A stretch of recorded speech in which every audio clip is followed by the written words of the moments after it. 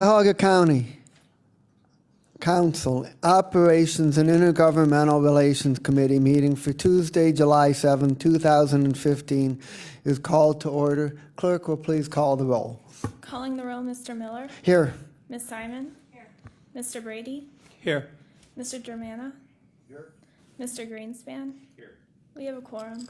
Thank you very much. We have perfect attendance. Thanks, everyone. Is there any public comment related to the agenda? No, Mr. Chair, no one has signed in. Okay, in your packet you have the minutes for the meeting from a week ago on June 30th. Is there a motion relative to those minutes? Move to approve. Second. It's been moved and seconded to approve the minutes from June 30th. Any discussion? Hearing none, all those in favor say aye. Aye. Any opposed say no. The ayes have it, and the minutes are approved. The first matter referred to committee is the second hearing on Resolution 2015-0116. Ms. Christina. Resolution 2015-0116, a resolution providing for the submission to the electors of the County of Cuyahoga an amendment to Article 11, Section 11.01 of the Charter of Cuyahoga County to ensure the independence of the auditing function by providing that the County Audit Committee consists of the President of Council and 4 residents of the county with experience in the field of auditing who are to be appointed by the County Executive and confirmed by Council, and declaring the necessity that this resolution become immediately effective. Okay, thank you. At the last meeting of this committee, we discussed this amendment, and we discussed the fact that it's an almost universal auditing standard that a committee of this type should be independent of those that it is auditing, and that's the fundamental purpose behind the amendment. We also discussed the fact that there is a strong internal component to this auditing commission, and therefore officers like the executive and the fiscal officer should be very closely involved in the process. And to try to incorporate both of those concepts, we developed a substitute.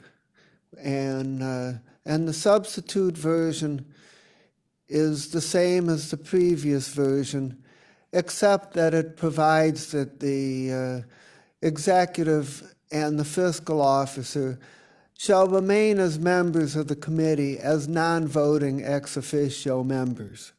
Therefore, we retain the independence, but we also have the executive and the fiscal officer very closely involved in the process. The substitute contains one other change, and that is to give the council president the option of being the member of the commission or to appoint another council member. If the council president is very much interested and wants to get involved in this financial process, the council president could be the member or could choose likely to appoint the chairperson of the finance committee. So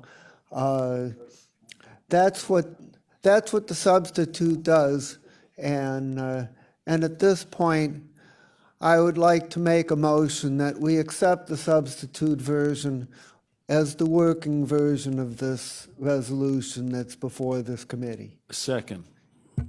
Okay, it's been moved and seconded. Is there any discussion on accepting the substitute? Hearing none, all those in favor say aye. Aye. Any opposed say no. Okay, the substitute version is now the version before us. And I'm going to ask if there's any further discussion or comment on the motion. Mr. Chairman? Yes. Just a small question, really. I'm assuming that the executive or the fiscal officer could appoint someone to sit at this meeting in their stead. Sure. Yes. You know, we have that legislation that we passed that provides I just, a fallback position for alternates on any. possible Yeah, a so county executive they might could. find themselves in a Yeah, so they. conflict of time management Right. on any given day, right? Right, so they could use that provision and yes, Okay, thank you. absolutely. Okay. So when we're ready to make a motion, what the idea is that we would refer this resolution to the full council for second reading at next Tuesday's council meeting. And then it would be the council president's prerogative. We've often then followed up by re-referring it to the committee of the whole for a hearing in front of the full council in committee. Or it could simply be sent to the council for third reading if the council president feels that it's ready to be voted upon. So it would be, so we would just refer it back to council and it would be the council president's prerogative on the next step. So if there's no other discussion, I'm going to move that we refer Resolution 2015-0116 to the full council for second reading, and then it will be the council president's prerogative on the next step. Okay, it's been moved and seconded. Any further discussion? Hearing none, all those in favor say aye. Aye. Any opposed say no. It is so recommended and will go to the council for second reading on July 14th. Item number 6, discussion. At the last meeting and at this meeting, I made a call that if anybody else has any charter amendments that we wanted to consider for the ballot for 2015, that the time was growing short and now is the time. And it is my understanding that we have one such amendment, and I would call for Mr. Morales to present it. And I would make it clear to every member of council, we don't even have legislation introduced yet. So what we're doing today is only a preliminary discussion, and no action would be taken today. But because of the shortness of time, it would be important that we start discussing it as soon as possible. So we're starting that process at this time. Mr. Morales. Thank you, Mr. Chairman. We had not originally intended to bring this set of proposed amendments here today, but upon realizing, again, as you said, that the time was short, and noting that you had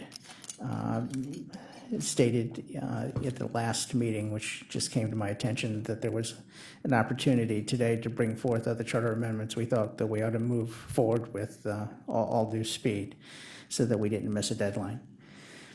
We are proposing changes to Article 9 of the Charter, County Employment Practices. There are significant changes, and I've provided both a copy of a document with strikeouts and edits that are visible, and I've also provided a copy with incorporating the changes that's easier to read. So beginning, using the document, noting the strikeouts, the first proposed change is to emphasize the role of council with regard to passage of human resources policies and systems, and kind of move that to the front of the article. The current charter contains language noting that the county's human resources policies and systems, including ethics policies for county employees, should be established by ordinance, but it's kind of buried in a very long paragraph, 9.01, under the that's entitled Personnel Review Commission. So we moved that and put it up front so that it was clear that the establishment of human resources policies and systems is intended to be a legislative function, and that should be at the front of the article and highlighted. We've also included language in that paragraph indicating that in addition to human resources policies and systems, that the classification plan for non-bargaining civil service employees would also be established by ordinance, and that's currently the format or the requirement of the charter, that the council establishes the classification plan. The charter role for the Personnel Review Commission is administration of the plan, not establishment of the plan. So we put that in the first paragraph. We added at the end of the paragraph where there is a list of classifications for which there should not be employment discrimination. We added gender identity, so it reads, while ensuring that persons will be employed in the public service without discrimination on the basis of race, color, religion, sex, national origin, sexual orientation, gender identity, disability, age, or ancestry. With regard to section 9.01, we included language that really clarifies what we believe is the intent of the charter as it exists, but also to clear up, I think, vague and loose language that is included in the existing Article 9, that the Personnel Review Commission has the primary function of serving as a quasi-judicial body that adjudicates employment disputes brought by non-bargaining employees in the classified civil service of the county.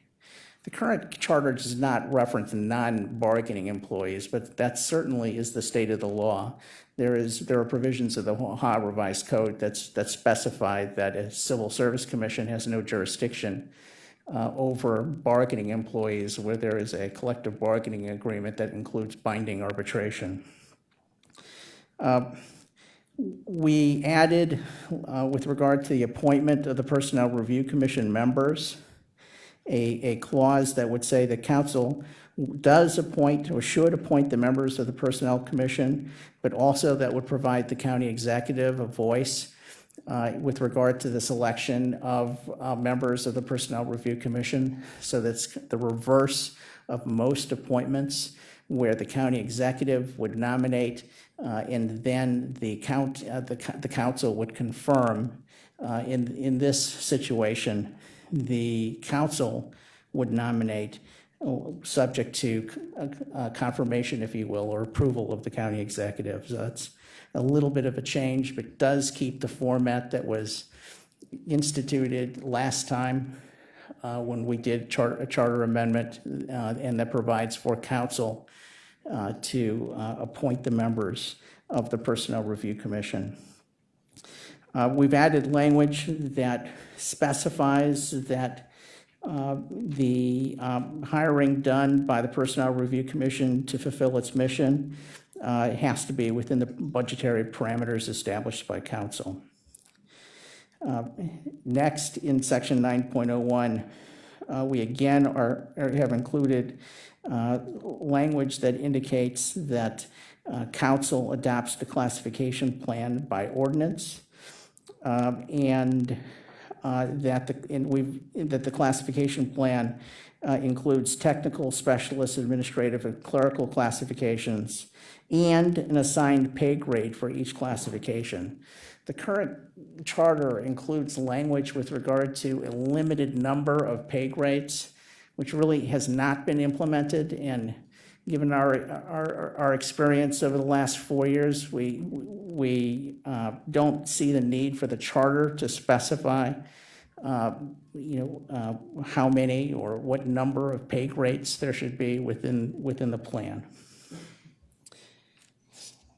The strikeout language that follows has been moved to the first paragraph. Next, the provision of the article that deals with appointments after the initial appointments and to the possibility of a vacancy has been modified again to reflect that council nominates the appointees.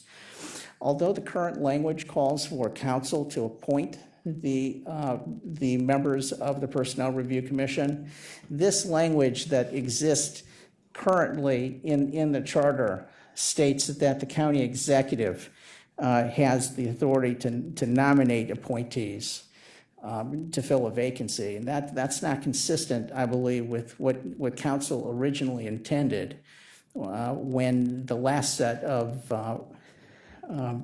amendments were put forth.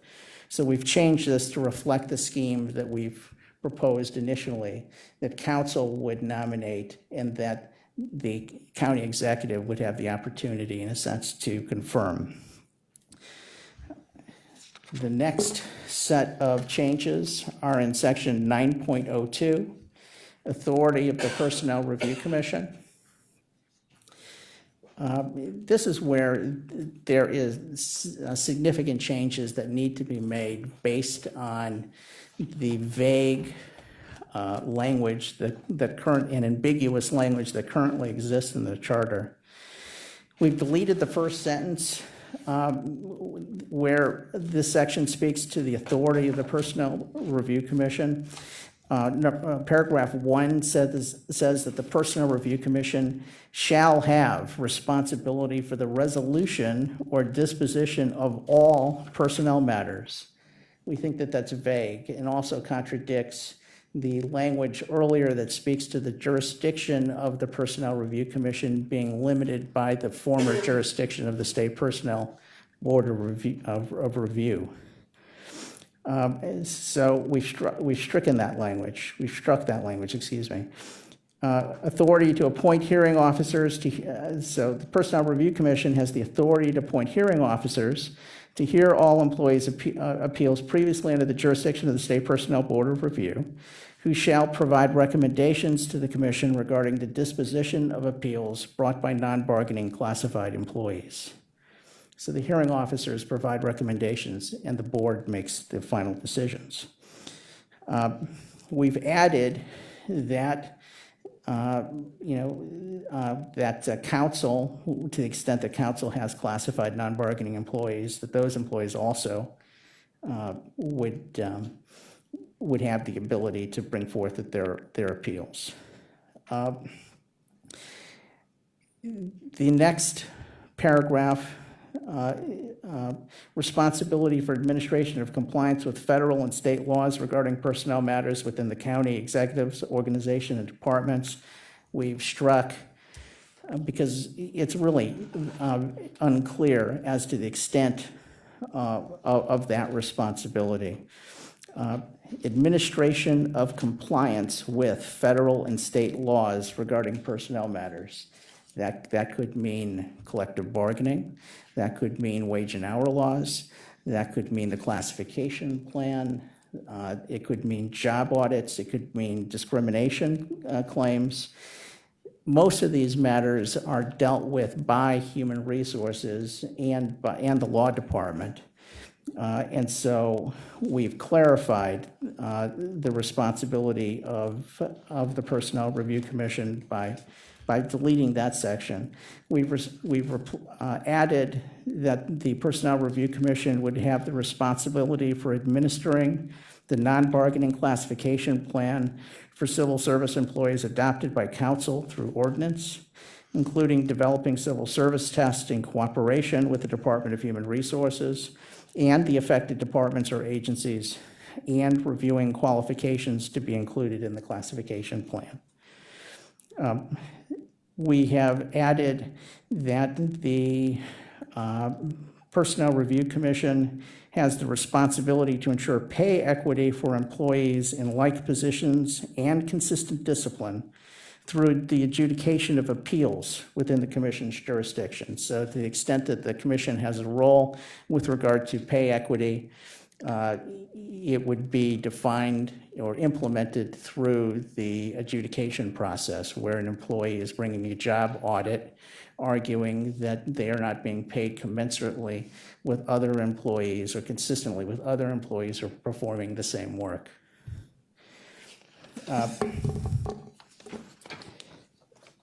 We have deleted this laundry list of responsibilities that we view as consistent with the role of a Department of Human Resources or an operations department.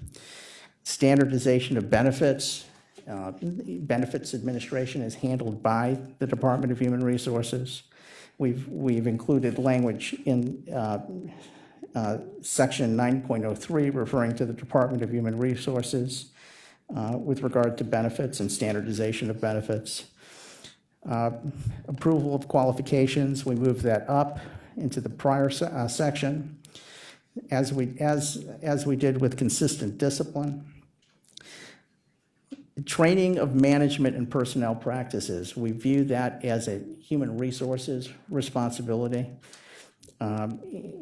Training of employees in job functions, we don't think it makes sense for the Personnel Review Commission to be burdened with the responsibility of training employees in their job functions. We think that, first of all, we don't think that the Personnel Review Commission is equipped to do it. Second of all, we think that training employees in their job functions is an operations management issue, right? Even Human Resources doesn't get significantly involved in training employees in their job functions. That is done by each management team at each of the respective departments. Certainly, it's fairly unheard of. Well, it's unheard of to my knowledge of a civil service commission having the responsibility to train employees in job functions. Training for total quality management, consistent administration of performance and management systems, coordination of recruitment, all of these we view as human resources functions. Compliance with ethics resolutions or ordinances. This responsibility is duplicative of the responsibility that council has given to the Inspector General. We don't think that there's a reason for this responsibility to lie with the Personnel Review Commission or for them to be burdened with this. Responsibility for creation of rules and policies related to the Personnel Review Commission's authority as set forth in this charter in accordance with all ordinances. This is to deal with the issue that was discussed in an earlier committee meeting in which the Personnel Review Commission has taken the position that the Administrative Rules Board and the procedure for the passage of the review of administrative rules, as their counsel said earlier today, is not, according to the PRC, a human resources policy or procedure, and therefore the PRC has declined to submit itself to the jurisdiction of the Administrative Rules Board. In section 9.03, we've really moved this section from back in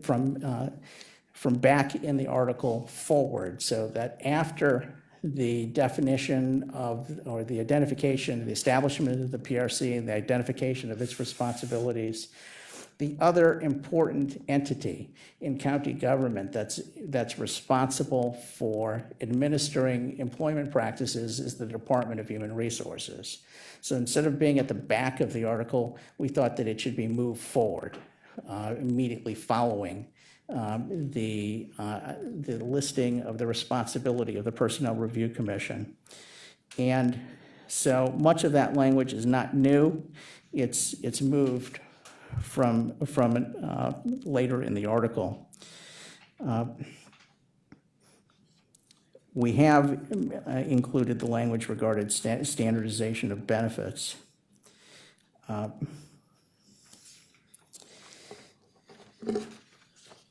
In section 9.04, the Director of Human Resources, really the major change that we're proposing there is the deletion of the requirement of working in human resources in the public sector.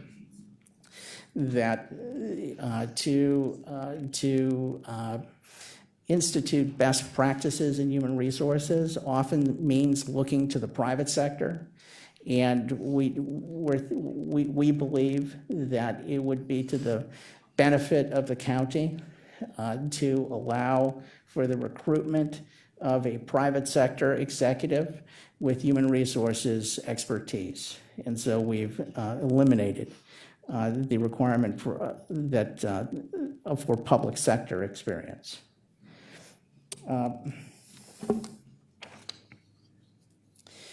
The deletion in 9.05 is this language that's been moved, with the exception of the deletion of the language regarding a limited number of broad pay ranges within each classification, as I discussed earlier.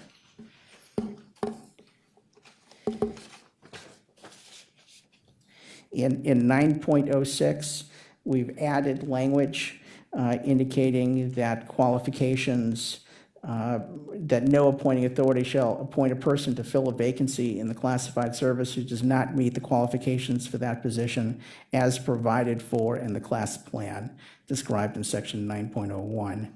And the Personnel Review Commission has the responsibility to review those classifications. And that completes my review of the proposed changes.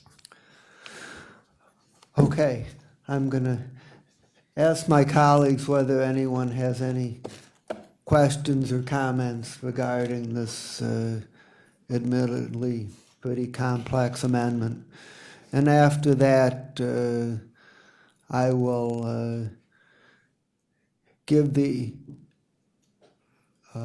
PRC the opportunity, if they choose, to make any comment or to say, we've just seen this and haven't had a chance to study it, which would also be perfectly understandable.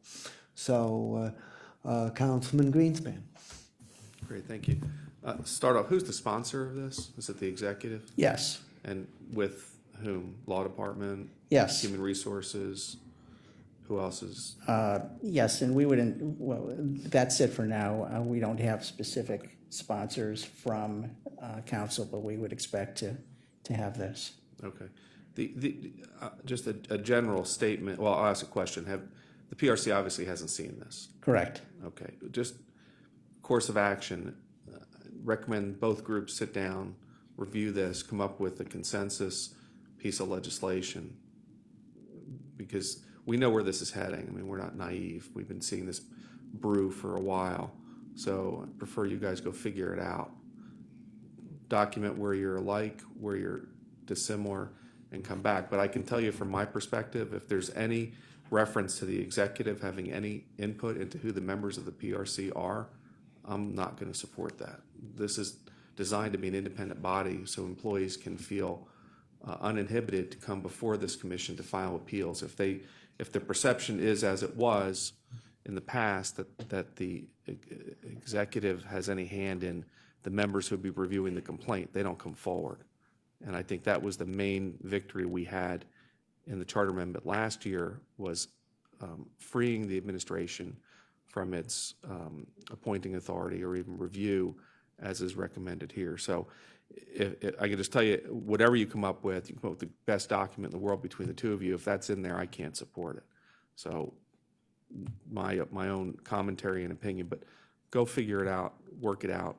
Tell us where you agree and where you're at odds, and then this body. And if it gets done this year, great. If not, we have next November as well. So I'm not going to be rushed into making a hasty decision here.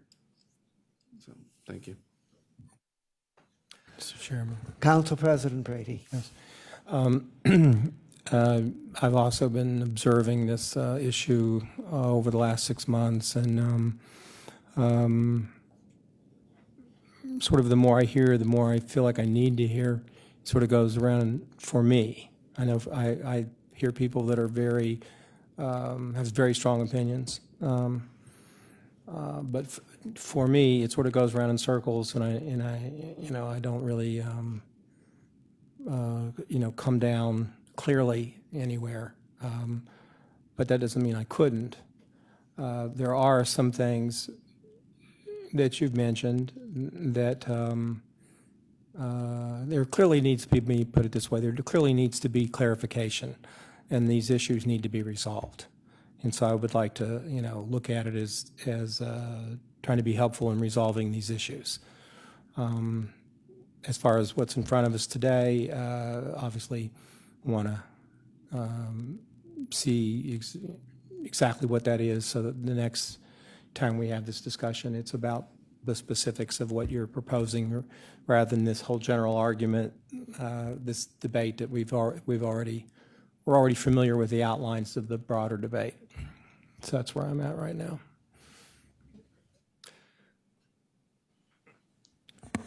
Sure.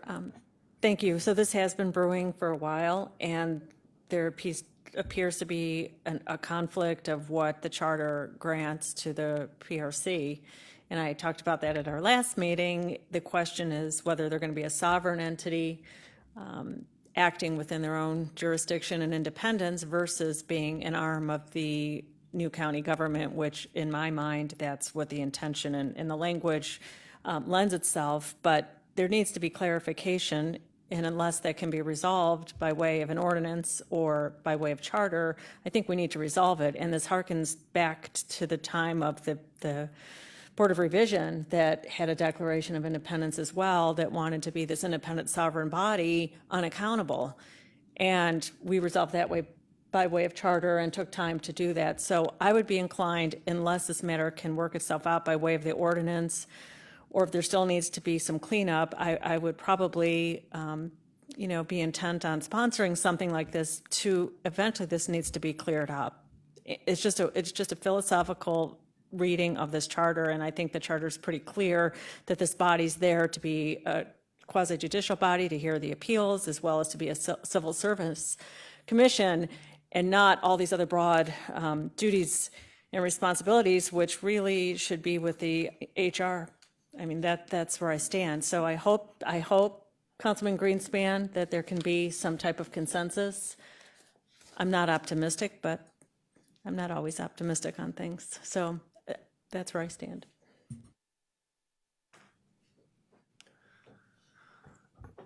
My comment is that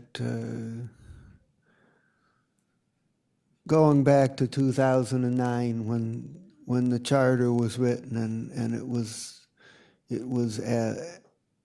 at a time of scandal and chaos in county government, and I think that the framers of the charter did intend to create a commission with a lot of independence, with the intention of preventing the kind of political and patronage problems that we had seen in the past, and that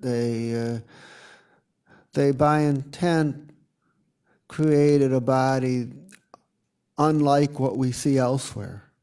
And yet, as a matter of practical application, such a body would have to function in collaboration with the executive, the human resources department, and the county council, for it to work effectively, and defining exactly how that relationship works, I think, is the challenge that we face. So, and I do think this is a very complex amendment with a lot of moving parts, and I would not be optimistic that we could obtain a consensus in time for a 2015 ballot submission. But if there's an issue that needs to be dealt with, well, the sooner that you get started, the better off you are. So I think it's good that the discussion is starting. Any comments from the PRC? No comments, okay. The only other thing that I would say is that